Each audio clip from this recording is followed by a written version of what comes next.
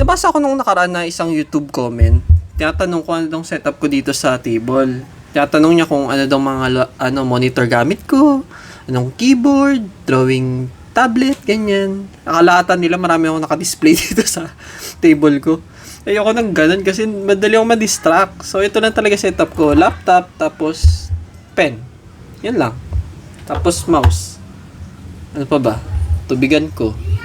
Oh, headset, susi sa sasakyan, salamin, cup, gold play button ko na di ko pa na-display, cellphone, oh, lotion.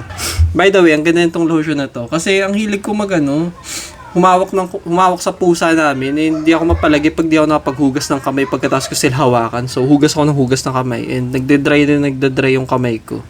So, sabi ko sa girlfriend ko, bilhin mo ako ng lotion. Kahit ano, basta yung makakapagpaano lang sa kamay ko. Tapos yan, binilan niya ako nito. Ang ganda naman siya sa kamay. Sabi nga nila, ang ganda lang ng kamay ko, di ba? Feeling ko ito, isa yan sa nag-epekto ng lagi kong paggamit. Bili kayo. Oh, pusa ko. Yun lang. Simple lang, very simple.